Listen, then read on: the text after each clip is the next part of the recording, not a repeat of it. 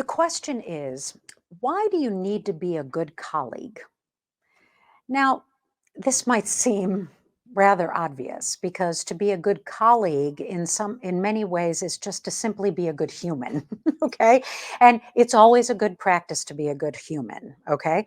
But being a good colleague is important for so many other reasons. First of all, when you're a good colleague, what's happening is that you are creating a good, safe, friendly working environment so that you work better and feel better about the work that you're doing. And therefore, the other people around you feel good working with you. And therefore, you're going to be much more effective at doing your job collaboratively in in whatever project that you're doing.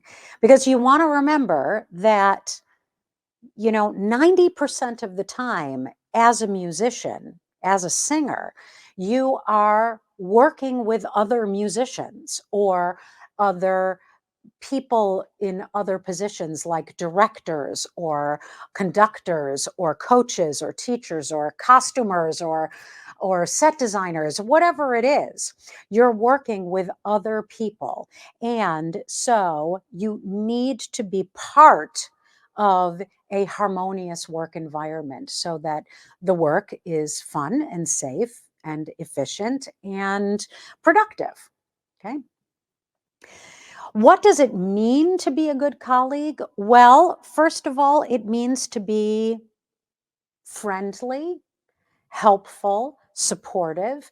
It means to be on time. It means to be prepared. It means that you aren't talking about people out behind their backs. It means that you aren't complaining incessantly about whatever there is to complain about. It means that you treat the most powerful person in the room and the least powerful person in the room with the same respect. I'll tell you a little story. I knew a colleague that she was a beautiful singer. And she got a gig singing Violetta in La Traviata at one major regional opera company. And she had several Traviatas on her calendar for that year at other companies. And this woman was very upset about the housing arrangements that she was given at this particular gig. And so in the lobby of the opera house, she started to berate one of the people in the administrative offices about how it just wasn't acceptable that she was living in this particular situation that she couldn't deal with. And so she berated that person, and then she called up her agent and started yelling at her agent to try to get the situation changed.